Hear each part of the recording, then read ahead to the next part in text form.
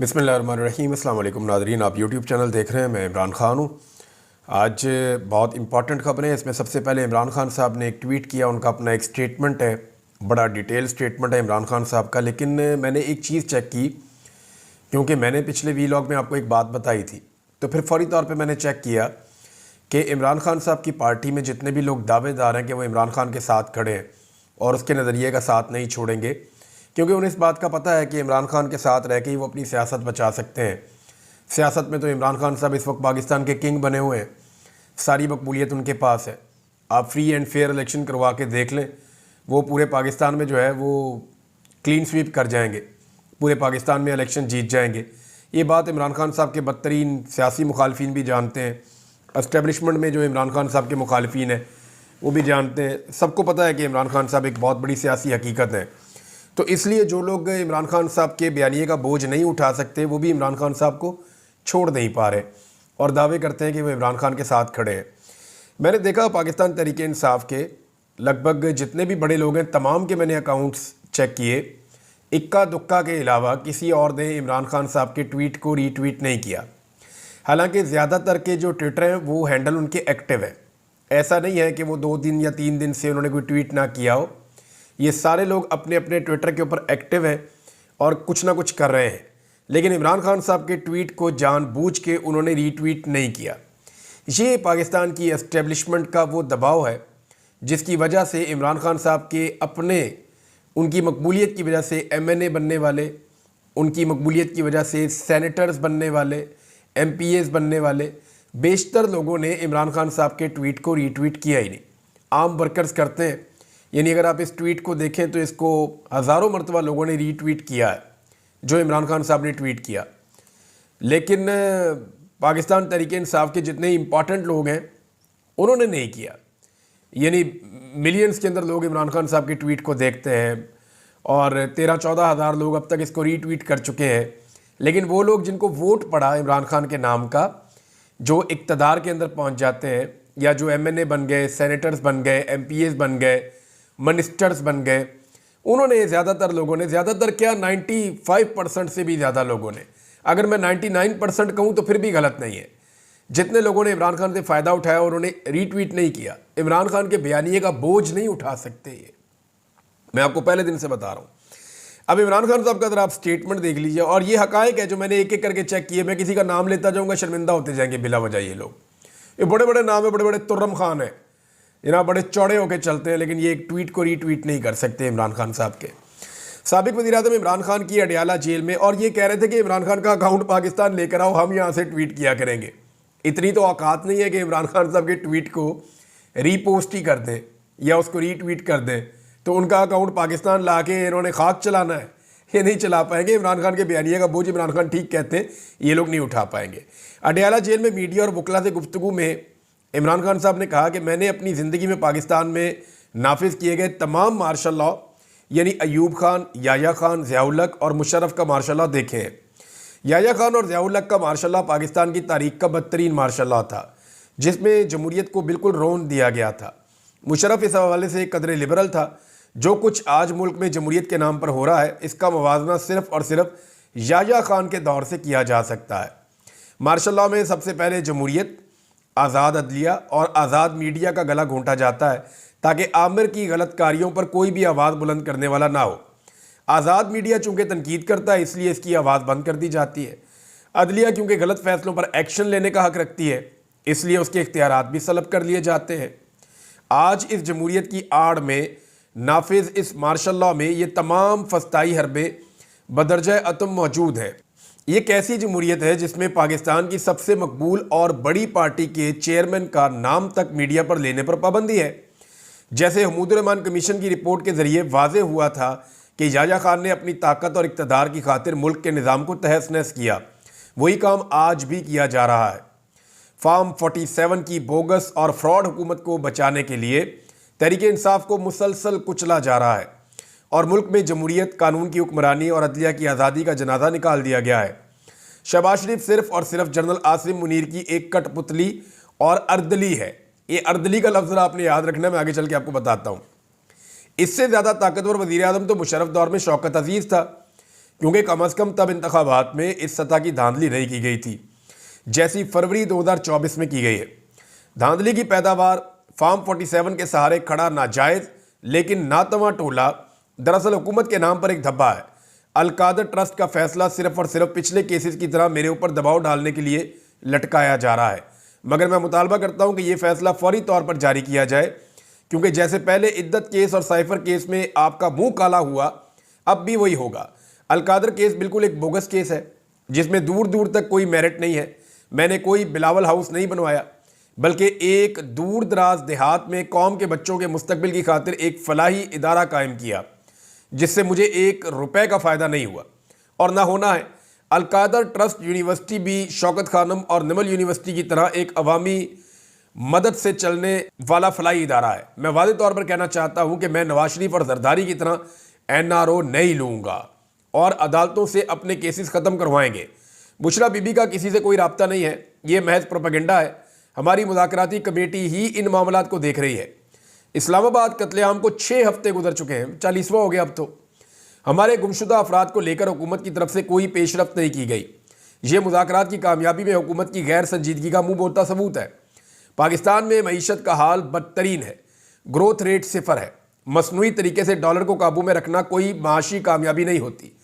मुल्क में तरक्की सिर्फ सरमायाकारी से आती है और सरमायाकारी कभी ऐसे मुल्क में नहीं आती जहाँ कानून का वजूद ही फौत हो चुका हो, अदालतें आज़ाद ना हो, दहशतगर्दी हो और जहां असल अवामी नुमाइंदगान हुकूमत की बजाय जेलों में हो। ऐसा मुल्क कभी तरक्की कर ही नहीं पाया। ये जनाब इमरान खान साहब ने स्टेटमेंट दिया जो उनकी पार्टी ने डिसोन किया है। डिसोन करने का मतलब ये है कि किसी ने इसको रीपोस्ट ही नहीं किया, तवज्जो ही नहीं दी किसी ने इसके ऊपर। बहरहाल अर्दली का जो लफ्ज़ इमरान खान साहब ने इस्तेमाल किया, आप अंदाज़ा करें कि ये ऐसा शख्स है कि जेल से एक लफ्ज़ बोलता है और उसके ऊपर आर्टिकल्स लेके जाते हैं। ये अर्दली होता कौन है? देखें, इमरान खान साहब और बहुत सारे लफ्ज़ इस्तेमाल कर सकते थे, बूट पॉलिश वो करते रहते हैं, चेरी ब्लॉसम उन्होंने किया, उन्होंने वो गुलाम कह सकते हैं, मुलाजिम कह सकते हैं, लेकिन उन्होंने आर्मी चीफ का अर्दली करार दिया शहबाज शरीफ को। तो अर्दली कहते हैं जनाब, ये बैटमैन टाइप के लोग होते हैं। यानी ये बरतानिया से इस्तलाह आई थी, जब बरतानवी फ़ौज जहाँ जहाँ जाती थी फिर उसके साथ उनका वो कल्चर भी जाता था। वो ये करते थे अपने फ़ौजी अफसरान के साथ जो है ना वो ज़ाती मुलाजमीन रखते थे। ये फ़ौजी ही होते थे, इन्हें यूनिटों से इधर उधर से चुना जाता था। तो ये जो फ़ौजी अफसरान हैं उनके जूतों का, उनकी वर्दी का, उनकी ज़ाती चीज़ों का ख्याल रखते थे, खाने पीने का, तो उनकी खिदमात सर अंजाम देते थे। तो आज भी जो है वो पाकिस्तान के अंदर ये कल्चर है, इंडिया में भी ये कल्चर है कि फ़ौजी अफसरान के साथ उनके अर्दली होते हैं। तो शहबाज शरीफ को जो है इसीलिए इमरान खान साहब ने अर्दली का खिताब दिया है और बड़ी एक टेक्निकल इस्तेलाह इस्तेमाल की है ताकि जो है इसको वो सब लोग भी समझ जाएं जो अर्दली को जानते हैं कि अर्दली एक्चुअली होता क्या है। मुज़ाकरात की जो है वो कोशिश की जा रही है किसी तरह मुज़ाकरात नाकाम हो जाए, लेकिन ज़रूरी ये है हुकूमत के लिए कि अगर ये मुज़ाकरात नाकाम हो जाए तो इन्हें पाकिस्तान तहरीक इंसाफ पे ही डाल दिया जाए और तहरीक इंसाफ के जो लोग हैं वो इसमें मदद करेंगे हुकूमत की, क्योंकि हर चीज़ में उन्होंने मदद की। आप देखें ना, अभी तक FIR दर्ज नहीं हुई, साने है 26 नवंबर की, कुछ किया ही नहीं पाकिस्तान तहरीक इंसाफ ने। हाई कोर्ट्स के अंदर गए ही नहीं मुतासरीन को लेकर के, जनाब इसका बच्चा गायब है, इसका भाई गायब है, इसका जो वालिद है वो गायब है, इसका शौहर गायब है, इसका रिश्तेदार गायब है।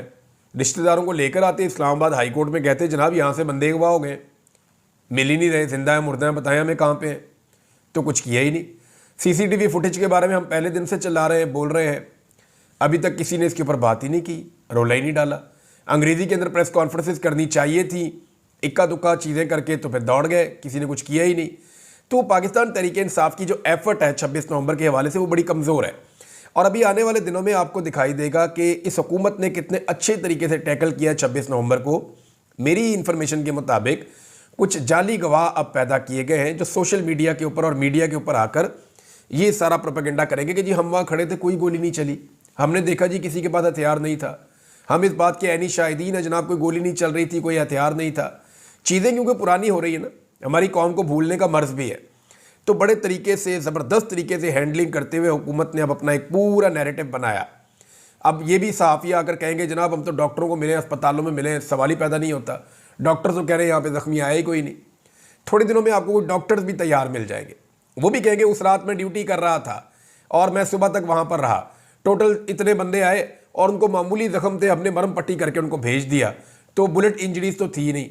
तो इस तरह के स्टेटमेंट्स आपको आने वाले दिनों में सुनने को मिलेंगे। हुकूमत की तरफ से पूरी कोशिश की गई, उन्होंने एफर्ट किया है इस पर। पाकिस्तान तहरीक इंसाफ ने बिल्कुल एफर्ट नहीं की, लेकिन हुकूमत की तारीफ करनी चाहिए कि इतना बड़ा जुल्म और जबर होने के बावजूद उन्होंने देर रात लगाकर इसके ऊपर एफर्ट की और इस चीज़ को नीचे ले जाने की बहुत कोशिश की, जिसमें वो कुछ हद तक कामयाब भी हुए हैं। अगर ओवरसीज़ पाकिस्तानी या पाकिस्तान तहरीक इंसाफ का सोशल मीडिया या मीडिया के ऊपर मौजूद कुछ दोस्त आवाज़ ना उठाते, यानी जैसे कि इस्लामाबाद में जो सहाफ़ी मौजूद थे वो अगर आवाज़ ना उठाते, जो सोशल मीडिया को स्पेशली कवर करते हैं, तो ये मामला कब का दब के ख़त्म हो जाता। इसको कोई याद भी ना रखता, कोई गवाही भी मौजूद ना रहती। तो इंटरनेशनल मीडिया ने, सोशल मीडिया ने, ओवरसीज़ पाकिस्तानियों ने और वो मीडिया जो इस्लामाबाद में डिजिटल जर्नलिज्म करता है, उन तमाम लोगों ने इस मसले को उठाया। वरना अब तक तो ये फारिग हो गया था, पाकिस्तान तहरीक इंसाफ पे रहता तो ये कुछ भी इसका ना बनता। हुकूमत कोशिश कर रही है कि मुज़ाकरात किसी तरह नाकाम हो, लेकिन उसका मलबा इमरान खान साहब पे पड़ जाए। दूसरी जानिब पाकिस्तान तहरीक इंसाफ भी ये कह रही है कि हम मुज़ाकरात पूरी कोशिश करेंगे कि कामयाब हो जाए। देखें, वो कहते हैं तहरीरी तौर पे लेकर आओ। हुकूमत के साथ तहरीरी मुआहदे करने का मतलब ये है कि हुकूमत को लेजिटिमेट तस्लीम करना, जो ये पाकिस्तान तहरीक इंसाफ करना नहीं चाहती, लेकिन मुज़ाकरात भी इसी हुकूमत से करने हैं, क्योंकि अर्दली भी यही हुकूमत है। यानी अगर आपने ऑफिसर से बात करनी है तो अर्दली के जरिए से ही हो सकती है। और इस वक्त जो एस्टेब्लिशमेंट है वो तो सामने कभी भी उन्होंने आने की जरूरत नहीं की, वो कभी भी सामने आ नहीं सकते। जब सामने आना हो तो वो मार्शल लॉ ही लगा देते हैं। लिहाजा वो अपने आप को एस्टेब्लिशमेंट पीछे रख रही है और उन्होंने अपने नुमाइंदे आगे किए हुए हैं और वहाँ पे मुज़ाकरात चल रहे हैं। उन मुज़ाकरात के अंदर चीज़ें तय नहीं होनी, जो चीज़ें तय हो चुकी हैं वो इन मुज़ाकरात के अंदर आनी है, अगर आनी है तो, क्योंकि इनकी ये कैपेसिटी नहीं है। हुकूमत पूरी कोशिश करेगी कि मुज़ाकरात किसी तरह नाकाम हो जाए और वो मैक्सिमम टाइम के लिए इमरान खान साहब को जेल में रख सके। लेकिन जो आलमी दबाव आ रहा है उसका क्या किया जाएगा?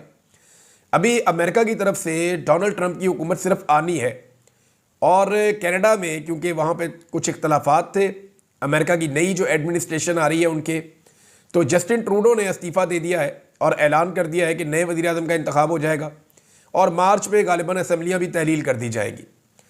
तो ये आप इसके इम्पैक्ट आप देख सकते हैं ना कि एक वज़ीर आज़म तो गया, तो पाकिस्तान जो है वो कैसे सर्वाइव करेगा, या पाकिस्तान की एक जाली हुकूमत कैसे अपने आप को बचाएगी जो बाइडन के बगैर, एक बड़ा सवाल है। तहरीक इंसाफ की जो प्लानिंग है वो ये है कि वो ये चाहते हैं कि अवामी ताकत के साथ वो तब्दीली लेकर आए। यानी उन्हें इस बात का आइडिया है कि पाकिस्तान की एस्टेब्लिशमेंट ही मसाइल पैदा करती है और ये मसाइल इमरान खान साहब को पता है कि मसाइल, यानी पाकिस्तान तहरीक इंसाफ के अंदर बहुत सारे लोग चाहते हैं कि इसी तनख्वाह पे काम कर लें, इसी एस्टेब्लिशमेंट के साथ बातचीत कर लें, को माफ़ी तलाफ़ी करके इनको साइड पे करके हम आ जाएं, इलेक्शन करवा लें, हमारी मकबूलियत है। तो पाकिस्तान तो फिर ऐसे ही चलेगा। फिर जब एस्टेब्लिशमेंट का दिल करेगा, आप बात नहीं मानेंगे, वो आपको उठा के बाहर फेंक देंगे।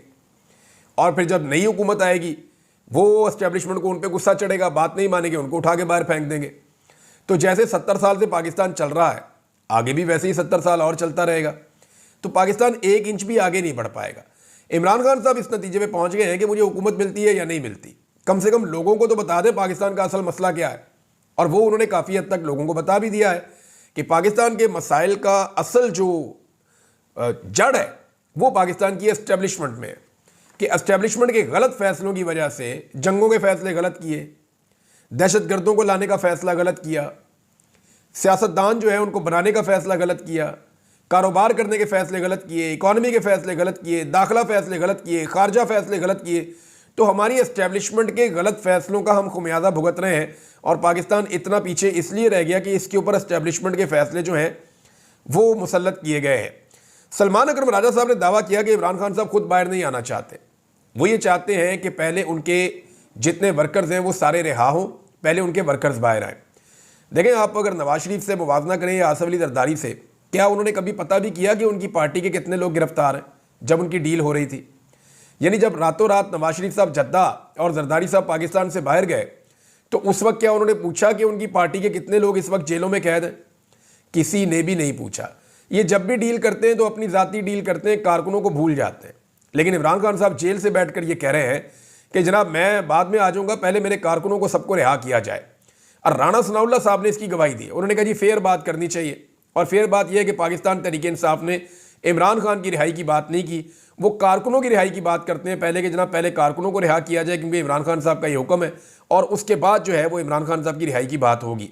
तो राणा सनाउल्लाह साहब शदीद मुखालफत के बावजूद उन्होंने भी गवाही दी है कि बात ठीक है कि इमरान खान साहब को अपनी रिहाई की फिक्र नहीं है, वो बहादुरी के साथ जेल काट रहे हैं। और ये राणा साहब पहले भी कह चुके हैं कि हमें अंदाजा नहीं था कि इमरान खान इस तरीके से बर्दाश्त कर सकेंगे। नैब कोर्ट के हवाले से नाजरीन देखें ना, जो जज नासिर जावेद राणा साहब है ये छुट्टी पे चले गए और इमरान खान साहब का जो फैसला सुनाया जाना था 6 तारीख को कल, वो फिर नहीं सुनाया गया। अब मामला ये है कि इमरान खान साहब के जो वकील हैं उस्मान रियाज गिल साहब, वो ये कहते हैं कि रजिस्ट्रार से जब हमने रब्ता किया तो उसने लाइलमी का इजहार किया, यानी अदालती अमले को नहीं पता था कि जज छुट्टी पे जा रहे हैं, लेकिन चंद दिन पहले से पाकिस्तान के मीडिया के उन लोगों को पता था जो एस्टेब्लिशमेंट से राब्ते में रहते हैं कि जज छुट्टी पे जा रहे हैं। यानी मुझे तो ऐसा लगता है कि जज को भी नहीं पता था कि मैं छुट्टी पे जा रहा हूँ। तो जज को बाद में बताया गया, पहले मीडिया को बता दिया गया कि जज छुट्टी पे जा रहा है, फिर बाद में जज को बताया गया जनाब आप छुट्टी पे जा रहे हैं। तो जज साहब छुट्टी पे चले गए और फिर इमरान खान साहब का फैसला मुअख्खर हो गया। अब उसमें इमरान खान साहब कहते हैं मुझे ब्लैकमेल ना करें, फैसला दो मेरे खिलाफ ताकि तुम्हारा मुंह जो पहले काला हुआ मजीद तुम्हारा मुंह काला हो जाए। तोशाखाना 2 का पूरा पोल खुल गया नाज़रीन। अब इसको मैं सिंप्लीफाई आपके लिए कर देता हूँ। वो ये ऐसे है कि 2018 में ये रूल था कि जो तोहफा आपको मिलता है आप उसे तोशाखाना में जमा करवाएं या ना करवाएं, आपने रसीद तोशाखाना में जमा करवानी है। तो इमरान खान साहब ने रसीद तोशाखाना में जमा करवा दी। अब इन्होंने चालाकी ये की कि जब इनको हुकूमत मिली 2022 में तो इन्होंने रूल तब्दील कर दिया और रूल तब्दील करके इन्होंने बना दिया कि जनाब तोहफा जमा करवाना पड़ेगा तोशाखाना में, रसीद जमा नहीं करवानी, पहले तोहफा जमा करवाना है उसके बाद फिर आप तोहफा ले लें और रसीद जमा करवा दें बाद में। रूल इन्होंने तब्दील कर दिया। रूल तब्दील किया पीडीएम की हुकूमत ने और उसको अप्लाई कर दिया 2 साल पहले इमरान खान साहब के ऊपर। अब आप अंदाजा करें, एक रूल आज बन रहा है लेकिन 2 साल पहले से इमरान खान साहब के ऊपर उसको लगा दिया। तो अदालत ने यह नुक्ता पकड़ लिया। अदालत ने कहा ये तो केस ही नहीं बनता। और भाई इमरान खान साहब ने कानून के मुताबिक रसीद जमा करवा दी, उस वक्त रसीद का कानून था, उसने रसीद जमा करवा दी। अगर ये कानून होता वो इसके मुताबिक चल लेता, तो ये तो केस ही गलत बनता है, लिहाजा अदालत ने वहां पे जमानत दे दी। अब आप अंदाजा करें कि इस सिस्टम ने इमरान खान साहब पे कैसे कैसे केस बनाए। लेकिन नवाज शरीफ पे 2 केस बनो मामला फारिग, आसिफ अली जरदारी पे 2 केस बनाओ मामला फारिग। इमरान खान अगर करप्ट आदमी होता ना या बेईमान होता तो उसके ऊपर भी 2 केस बनते और मामला फारिग। सबको पता है कि इमरान खान करप्ट और बेईमान आदमी नहीं है, उस पर केस बनाने वाले लोग भी जानते हैं, एस्टेब्लिशमेंट के लोग अच्छी तरह जानते हैं कि इमरान खान बेईमान नहीं है। जब मैं एजेंसियों की हिरासत में था तो उन्होंने इमरान खान की बड़ी बुराइयां की। वहाँ पे ऐसे लोगों को भेजा जाता था जो इमरान खान की बहुत बुराइयां करते थे कि इमरान खान ये है, खारजा पॉलिसी के लिए अच्छा नहीं है, फ़लाँ मुल्क के साथ अच्छा सलूक नहीं किया, फ़लाँ हुक्मरान के साथ सख्ती के साथ बात की, इमरान खान जो है उसका रवैया ठीक नहीं है, वो जो है वो बंदा ठीक नहीं है, वो बात नहीं मानता, वो समझता नहीं है। तो वो इस तरह की बातें वो करते थे। लेकिन आपको इंटरेस्टिंग बात बताऊं कि एक भी बंदा जब तक मैं एजेंसियों की तहवील में था ऐसा नहीं आया जिसने आकर मुझे कहा कि इमरान खान करप्ट है। एक बंदा नहीं आया ऐसा। एक ऑफिसर मुझे बांध के भी ये नहीं कह सका कि इमरान खान करप्ट है। इस बारे में उनके पास कोई आर्गुमेंट तब भी नहीं था। तो जब आप खुद मानते हैं कि वो करप्ट नहीं है तो आप करप्शन का केस कैसे। इसीलिए इमरान खान पे कोई 180 से ज्यादा केसेस डालने पड़े। अगर वो करप्ट होता ना तो ये एस्टेब्लिशमेंट सिर्फ 2 केस डालती, जैसे नवाज शरीफ के ऊपर एक डाल दिया, एक जरदारी पर डाल दिया, काबू आ जाते हैं फौरी तौर पे। जो करप्ट लोग होते हैं ना उनका करप्शन का केस बन जाता है, वो काबू आ जाते हैं। इमरान खान करप्ट आदमी नहीं है, उस पर करप्शन के केस इन्होंने डाले, इनको पता था काबू नहीं आएगा, लिहाजा उनको 180 से ज्यादा मुकदमे इमरान खान साहब पे डालने पड़े। ये भी एक वर्ल्ड रिकॉर्ड हो गया और पाकिस्तान का जबरदस्त रिकॉर्ड लग गया है। अब हुकूमत को इस बात का आइडिया है कि इनकी कहानी खत्म होने वाली है, तो कहानी खत्म होने से पहले वो जल्दी जल्दी एक बयानिया बना रहे हैं कि जनाब हमने महंगाई बहुत कम कर दी है, हमने कर्जे नहीं लिए, हमने महंगाई बहुत कम कर दी है, हम कर्जों में कमी कर रहे हैं, हमने मईशत बहुत ऊपर उठा दी है। और हमारे जो दोस्त पहले माइक उठाकर निकल जाते थे सड़कों पे और जाकर पूछते थे जनाब लोगों से कि बताएं जी महंगाई कैसी है, सूरत हाल क्या है। जब महंगाई बहुत थोड़ी थी तब वो उसको बहुत बड़ा करके बताते थे। आज महंगाई बहुत ज़्यादा है तो आज वो इसके ऊपर कोई रोड शोज़ नहीं हो रहे, इसके ऊपर मीडिया ये पूछ नहीं रहा। तो मैंने अपने कुछ दोस्तों से रब्ता किया है, हम पाकिस्तान में ये सर्वेस शुरू करवाने वाले हैं। आने वाले दिनों में आपको सोशल मीडिया पे ये सर्वेस नज़र आएंगे कि महंगाई ने पाकिस्तान की आवाम पे कितना इम्पैक्ट डाला है और पाकिस्तान की आवाम महंगाई के बारे में अब क्या कहती है। क्योंकि जो दोस्त पहले ये जिम्मेदारियां कर रहे थे, कोई एतवार बाजार चला जाता था, कोई पेट्रोल पंप पे चला जाता था, कोई यहाँ कोई वहाँ, वो अब नहीं जा रहे। तो अब हमें ये काम करना पड़ेगा। तो मैंने कुछ दोस्तों से रब्ता किया, हम ये काम इंशाल्लाह बहुत जल्द शुरू करने वाले हैं और आपके सामने रखेंगे कि अवाम का कैसा इन्होंने भुड़कस निकाला और कैसे ये झूठ बोलते हैं कि मईशत ठीक हो गई है। यहाँ पे मैं आपको सिर्फ एक मिसाल देता हूँ कि इन्होंने कितना कर्जा लिया है। ये मुजम्मल असलम साहब ने इसको ट्वीट किया है, ये फैक्ट है। हुकूमत ने एक महीना जो नवंबर का है ना, उसमें 1248 अरब रुपए का कर्जा लिया है। 1248 अरब रुपए का कर्जा सिर्फ एक महीने में नवंबर में लिया इस हुकूमत ने। कहां जा रहा है ये सारा पैसा? यानी एक तरफ ये टैक्स कलेक्शन नहीं कर पा रहे, कोई इन पे एतबार नहीं कर रहा, लोग पाकिस्तान से पैसा निकाल कर बाहर लेकर जा रहे हैं, ब्रेन ड्रेन हो रहा है, लोग पाकिस्तान छोड़ छोड़ कर जा रहे हैं, कोई इनकी शक्ल देखने को तैयार नहीं है, कोई इनको 10 रुपए देने के लिए तैयार नहीं है, और ये दुनिया से अरबों रुपए का ये ले रहे हैं कर्जा।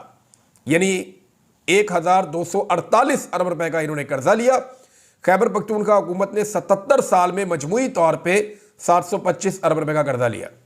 यानी जितना कर्जा खैबर पख्तूनख्वा ने 77 साल में लिया ना पूरे सूबे ने, इन्होंने उतना कर्जा 20 दिन में ले लिया, नवंबर के पहले 20 दिनों में।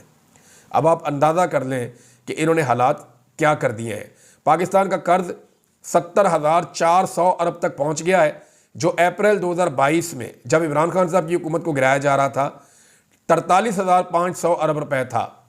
यानी पाकिस्तान का लगभग 75 साल का जो कर्ज था वो 43,500 रुपए था, और जो उसके बाद गुज़िश्ता 2 सालों में कर्ज लिया गया है ये 27,000 अरब रुपए का इजाफा किया गया है। यानी 27,000 अरब रुपए का कर्ज लिया गया है जब से पीडीएम की सरकार आई है, और ये फैक्ट साथ लगा हुआ है।